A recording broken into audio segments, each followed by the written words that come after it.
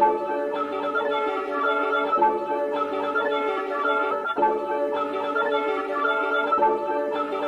A.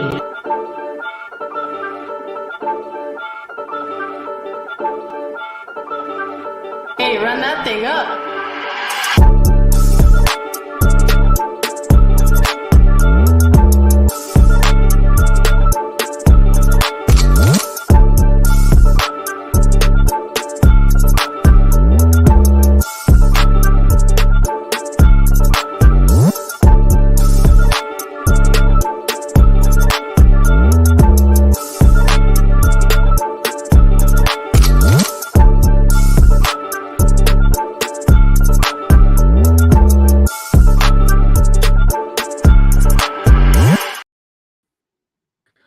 Yes, sir. Yes, sir. Yes, sir. We are back with another episode of the Grade A Show, episode 20.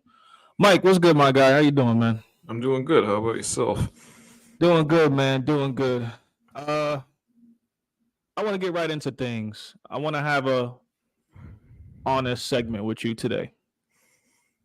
We know it's the playoffs going on, second round of the playoffs. I want to talk about Anthony Edwards. It won't be hard being honest about him. 33 points game one, man. Do you think that he's a threat to the league? Can he be the face easily of the NBA? Absolutely, without a doubt. Look at what he's doing at such a young age. He's got the killer mentality. He evenly distributes the ball. He's a scorer. He plays defense. He's got the tenacity. He's got the fire. He's everything you want in a face of the league player, in my opinion. You know what scares me with that, though? What? He still has a hella time to develop. Yeah. That's the crazy 20, thing. I believe, right? 22, yeah. I believe he's 22. Yeah. We encourage everybody tuning in, man. Like the channel, subscribe to the channel. You see the socials down below. Let us know in the comment section your thoughts about Anthony Edwards. We only seen a quick little preview of him against Denver. I believe the second season in the postseason to play against them. And we still got a few more games to go. I do think that he's easily able to become the face of the league.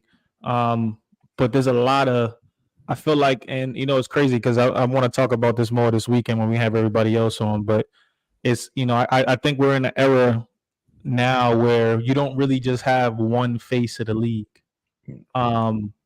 There are multiple faces of the league. We could talk about like Tatum. We could talk about Luka. We could obviously Jokic.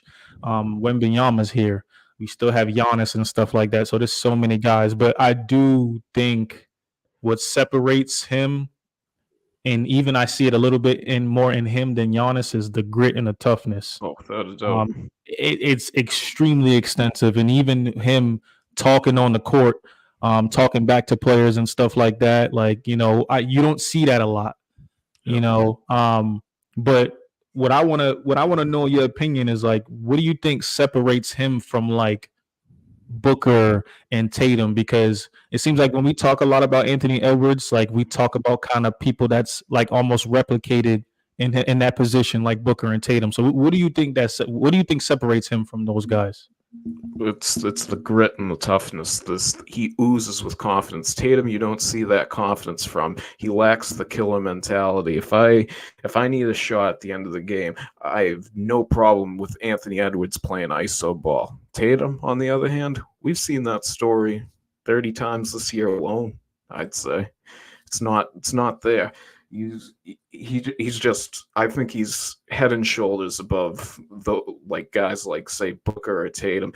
I think I would put Tatum or Booker ahead of Tatum personally on like the face of the league thing. He just has a bad situation right now with Frank Vogel as the coach and that big $150 million taking up the cap between him, Beal, and Durant. I think if, say, maybe KD gets out of there and gets some help, I think that'll help Booker a lot, because we saw him go on that champion where they made it to the finals a few years back. But do you think that was on Booker, or do you think that was on Chris Paul? Booker had a huge contribution in that finals run with Phoenix that year, but I think Chris Paul definitely like uplifted that a lot for those guys. I mean, I agree with you. I don't really think that he's completely head and shoulders over Tatum and Booker, but I do think going into the 2024-2025 season, I would have him over those guys if we was to do another top 10 ranking easily. If Tatum wins a ring this year, and depending on how that plays out, I will have them two neck and neck. I would only put Tatum above him just because of that championship stature. But again, I think the scary thing is that he has hella room to develop. I do think he'll be greater than those guys, let's say 2-3 years down the line, and stuff. So, let's be honest. Another thing that really intrigues me about them and Anthony Edwards in Minnesota over there is that he really galvanizes those guys around him. Like you see, like it almost reminds me of like a college team. Like you see those guys after every almost play that they're getting in a huddle together to just talk and let each other know, hey, do this, hey, do that, watch out for this, watch out for that, which is pretty good. It's pretty good to see. It's different. We only see that in the college stages and stuff like that. He's real communicative with people like Nas Reed, Karl Anthony Towns. We see it in press conferences and stuff like that before. So for him to be that young and to be that alert, to be that assertive, and to have that much heart and grit, to not only have that killer instinct himself, but with his have that feed off of his peers, is amazing to me. That's something we don't see in Tatum. That's something we don't see in Devin Booker, specifically those two.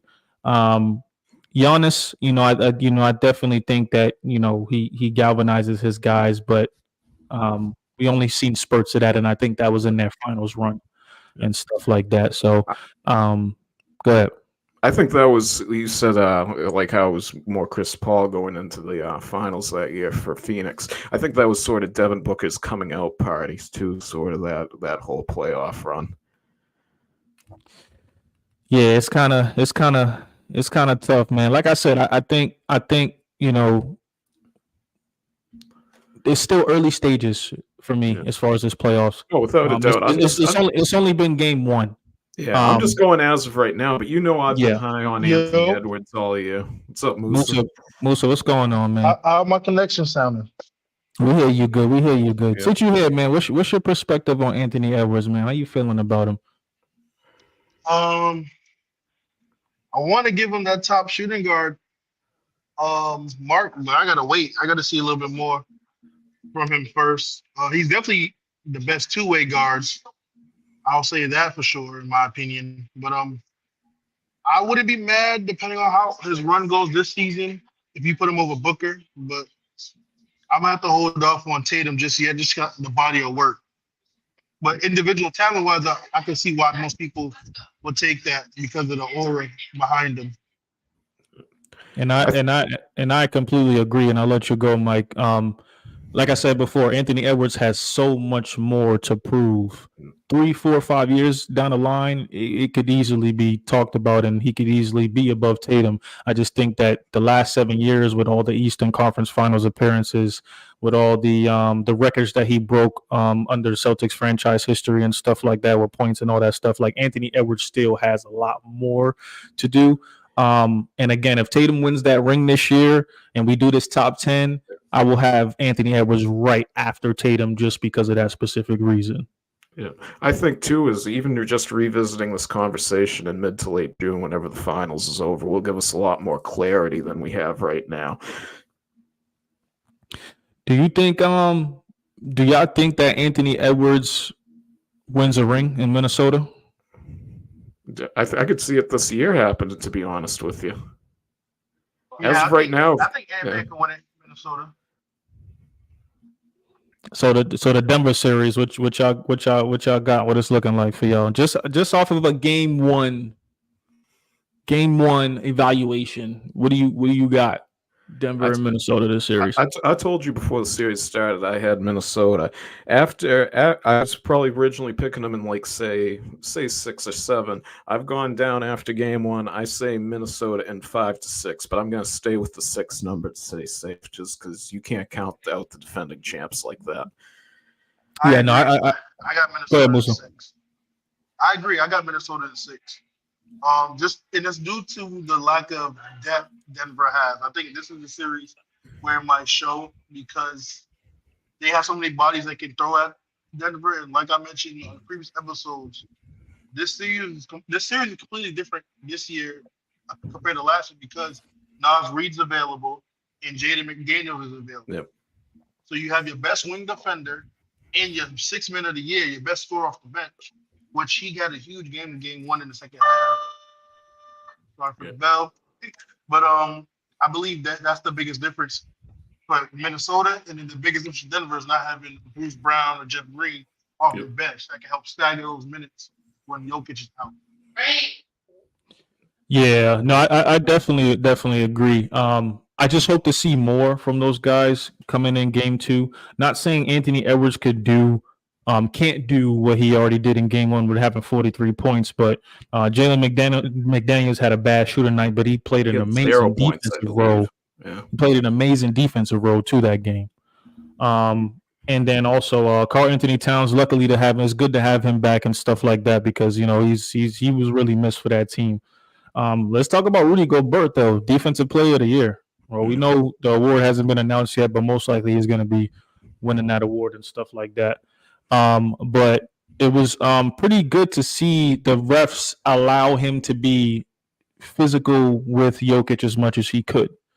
And I think also on the perimeter, a lot of people shun on him too, with him moving his feet and being able to move off the pick and roll and be able to still keep his hands up, move his feet around that perimeter and stuff like that. It was just pretty good to be able to see him out there moving, being alert, being assertive, and being aggressive at the same time.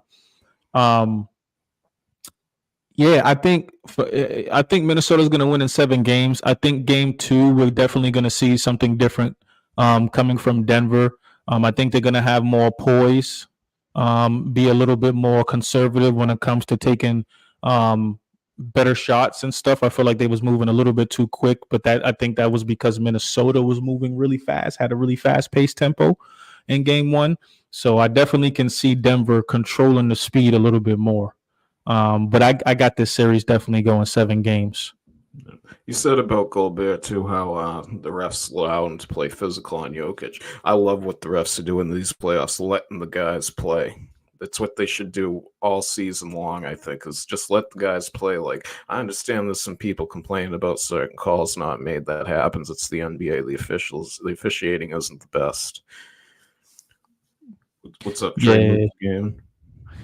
Yeah, man. Yeah. No, I agree. He said Ant has to do more before, he puts him over JT. And again, I agree.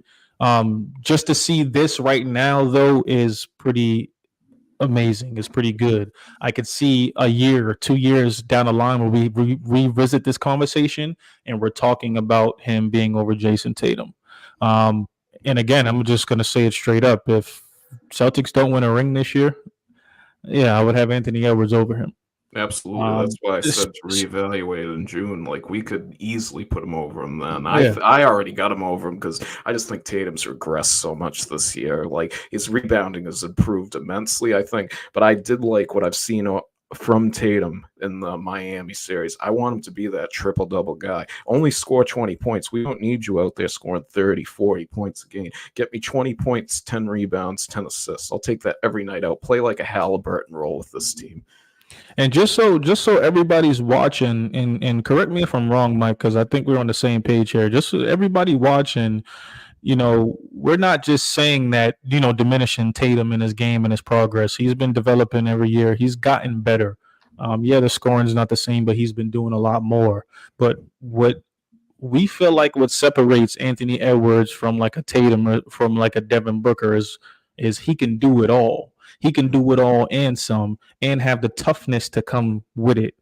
And I think that's what really separates Tatum a lot from people, is because when it comes down to key moments, when it comes down to smart decisions, we don't see the right plays being made. And it's the simple basketball 101 stuff that, to be 7 years in the league, we would think that it would be progressed more and more.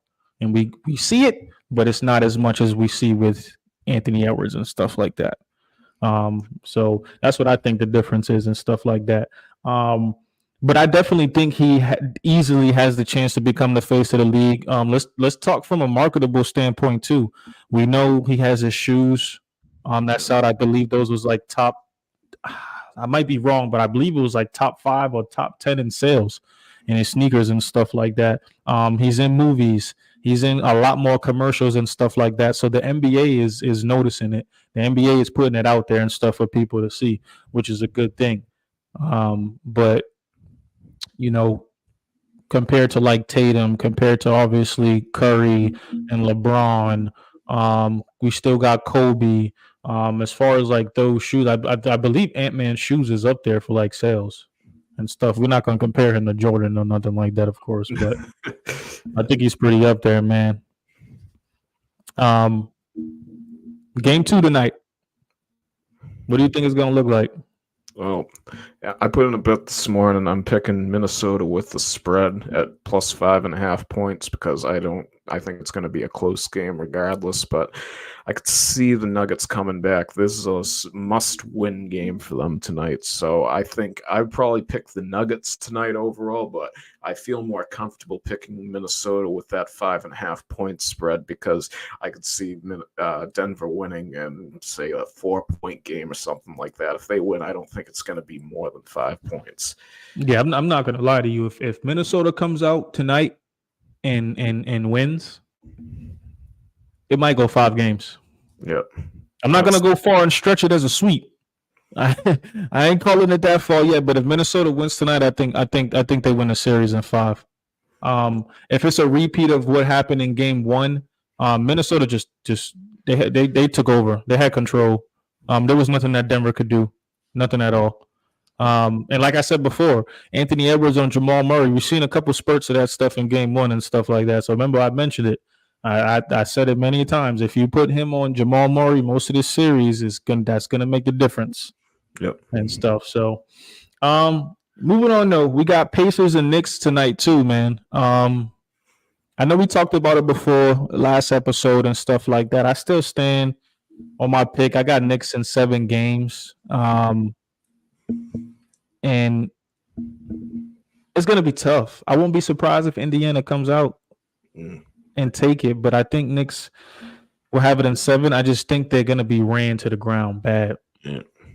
I think Tibbs is going to run them to the ground. I'm on the same wave as you, bro. I was about to say Knicks in 7 myself. I was really torn on who I'm going to pick this series because I put a bet in for the Knicks to win the Eastern Conference as soon as Porzingis went down.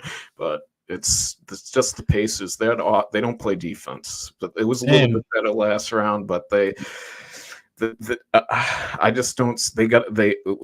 Not playing defense is going to hinder them. They're a great offensive team. They'll shoot almost anyone out of the gym. But I got to go Knicks in 7 here. But I could definitely see the Pacers winning. Musa said, "Don't let Rudy get defensive player of the year and get a ring." Man, yeah, that'll be crazy. I'm not gonna lie. Yeah, man, Knicks. I definitely think the Knicks is gonna take this one. I just think I know Musa brought it up last segment too. I do agree. Thinking about it a little bit more after we talked about it on Saturday, I do think Miles Turner is going to be the difference. Because Hallie's going to be out there doing what he does. Obi, Neesmith, T.J. McConnell. I forgot the other guard that they have over there with the braids. Those are very, very good. Yeah, Nembhard. Yeah, those are very, very good fit-in role pieces, but they're role pieces that fit in around Halliburton, around Miles Turner, and stuff like that. I think it really depends on him. I would love to see him be more assertive and be more aggressive, especially when you have a matchup in Hartstein, whatever his name is over there in New York. I definitely would want him to take advantage of that matchup. I hope he does. I would like to see him more on the block more instead of playing a whole spread offense because that lane, they're not really a drive and take it to the hole type team. They're a drive and kick, shoot, spot up threes and stuff like that. So I think it's definitely going to go 7 games. I wouldn't be surprised if Indiana wins. I wouldn't be surprised if it goes 6 New York's way or Indiana's way. Um, but I think if Knicks make it to the C's, and we'll talk about them a little bit next because I got them over Cleveland easily. I think they're going to be gassed out, man. Yeah, I think. See, it all depends on Porzingis for me and other injuries around the Celtics. They stay healthy, they get Porzingis back. I got them making the finals. Porzingis don't come back. I got the Pacers or the Knicks. Whoever wins the series, I think Miles Turner will eat up the Celtics if Porzingis isn't there. See, I ain't agreeing with that, Mike. Not, The only reason why is because Miles Turner is not no aggressive big. I'm not worried, and I'm not gonna sit here and say that Al Horford is an aggressive big. But I just think that spread offense against the Celtics defense could only work for so long because if you're not hitting those shots, you have to do something else different. And Indiana is really not a really good drive in the whole finish into the cup type team. Unless they're doing something with Obi out there on the baseline and they're getting backdoor cuts easily and stuff like that out there. I totally see what you're saying, but look at how the Celtics defended that 3-point line against Miami. If they do that same thing against Indiana, come on now. We know what's got to happen there. Musa said D Mitch still the best shooting guard in the NBA. I assume that's what he was meaning. Not right now, in my opinion. We clearly got to give that to Anthony Edwards. Yeah. I think he's still dealing with that knee injury too from say a month or two ago too. I think that's hindering him a little bit. He's had 2 back-to-back great games. Don't get me wrong, but again, just like what we said with Anthony Edwards, I want to see a lot more. But back to the Celtics thing you was bringing up. Like, I don't know. I just don't see it happening, especially with Indiana. And even if Miles Turner has an aggressive game, we got Derek White and Drew Holiday switching on Halliburton on that perimeter.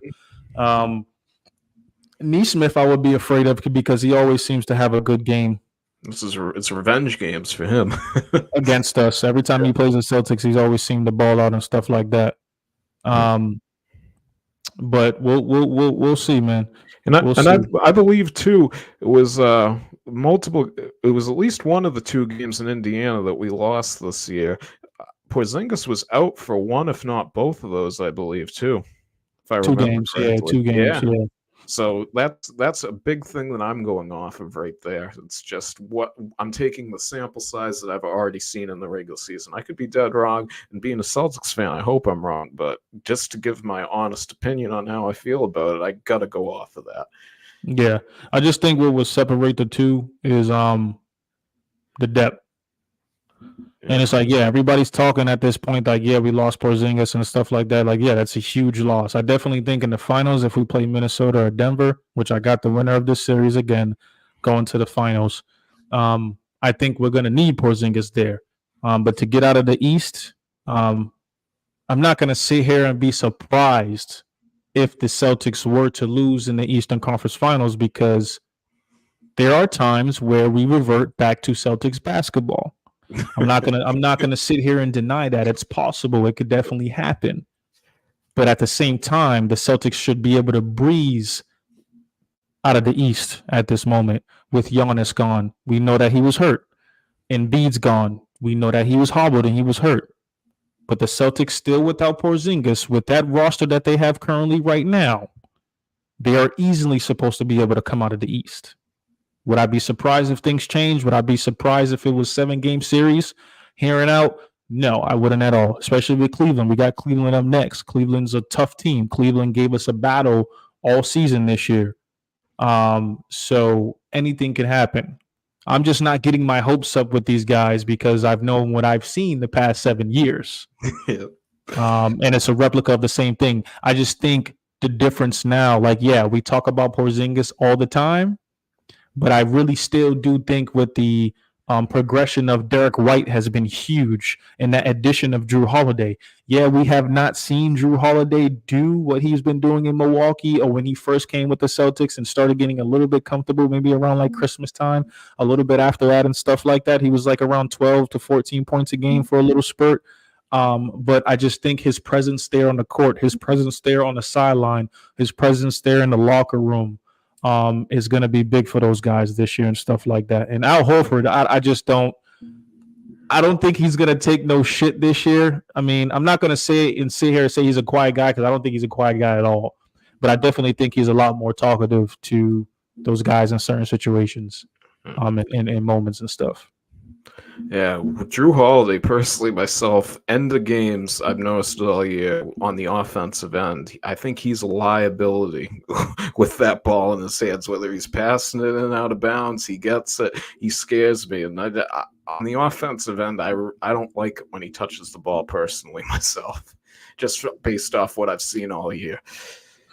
Yeah, and I think what makes it kind of some things that I noticed compared to how his style was in Milwaukee and stuff like that, like he was only really relying on passing that ball to maybe like one person off of a pick and roll. Now you have a numerous amount of stars that could take that rock and score. So you know he's having to make more sound decisions and more point guard decisions out there and stuff like that. So, I mean, I definitely see what you're saying. There are times where I notice where he's not doing the basic things. We're boxing out for rebounds or switching on pick and rolls properly and stuff like that. But they all do that. And this is why I talk about, like, sometimes they do revert back to Celtics basketball where, yeah, we have a new roster almost every year, but it's always looking like the same damn thing happening. But in this series, I do have Celtics winning in 6 just because Porzingis is not there.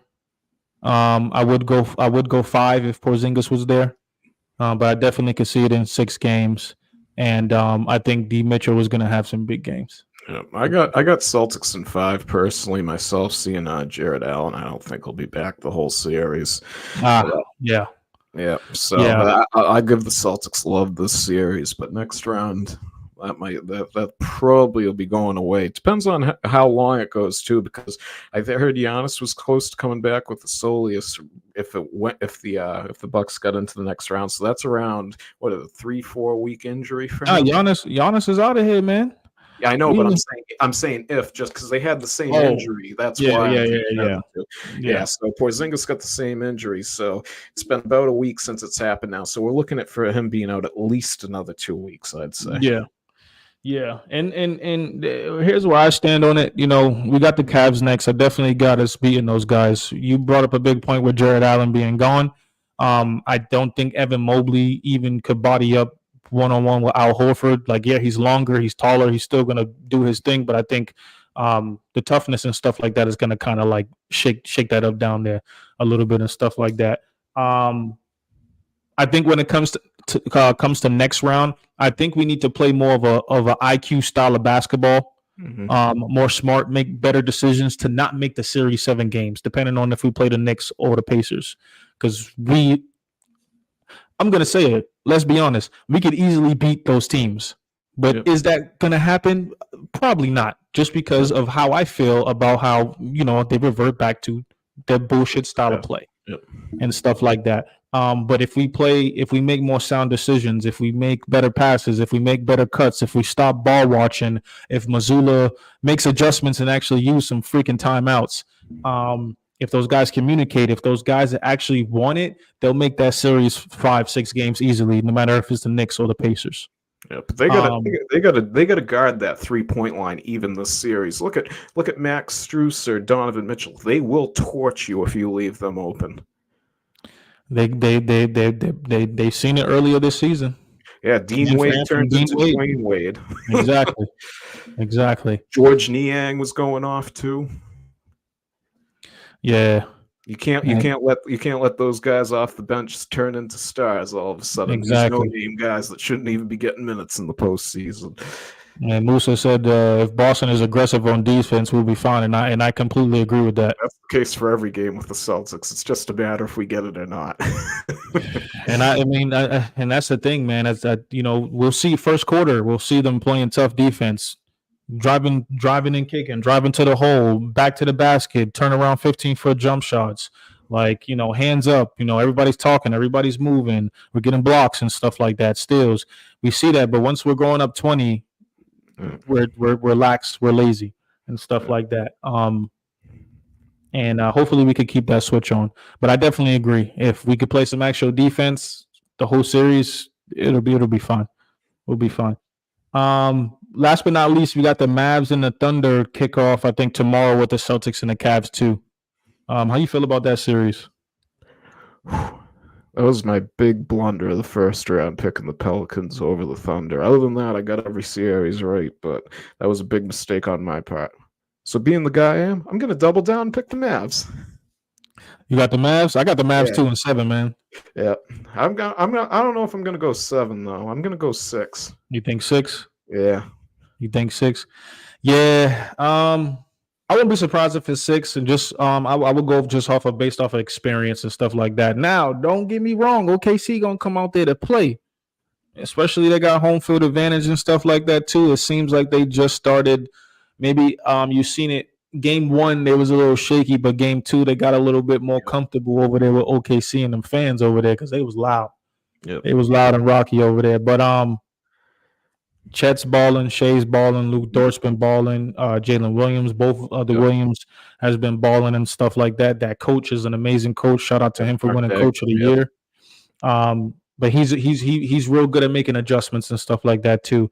I just think I don't know, man. You got Kyrie and Luka over there, so you got to pick your poison. And the same thing could go with OKC too, because I think Shea and Luka's gonna go back and forth. Yeah.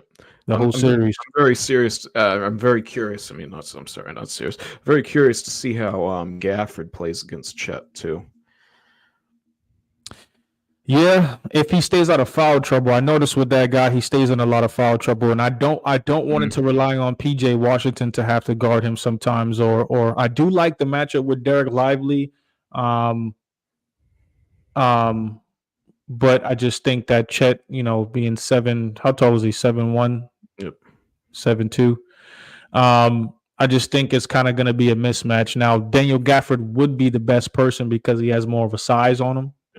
And stuff like that, but he has to get prepared to play that spread defense because they're going to have Chet on that perimeter. It seems like he's been knocking down a lot more shots from that perimeter since the playoffs has started and stuff like that. So that's really good to see. But I got Mavs in 7. I won't be surprised if it goes 6, but I think based off of experience, especially now that Kyrie is there, Kyrie is balling out that the way he is. He's comfortable there. The chemistry seems to be good. And it's good to see both ball dominant type players be able to play off the ball. I do see a lot of times where Kyrie's converting. Basically giving a rock to Luka, and there's times that Luka's giving the ball to Kyrie, like, "Hey, take it, your turn." So it's going to be a good series. But I got Mavs in 7.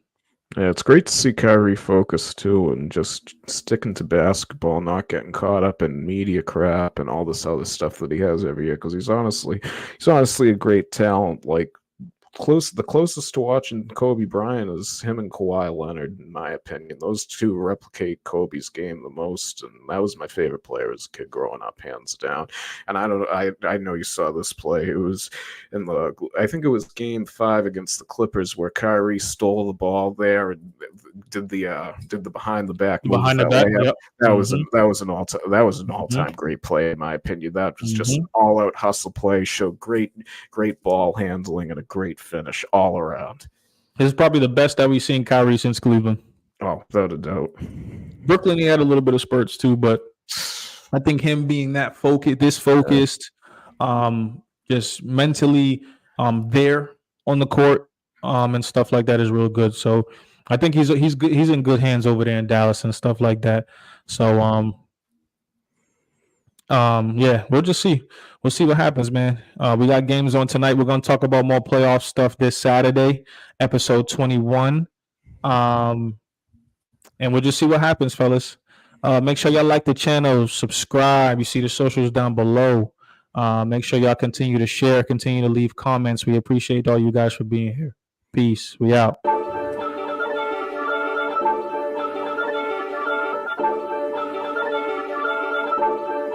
Brady A.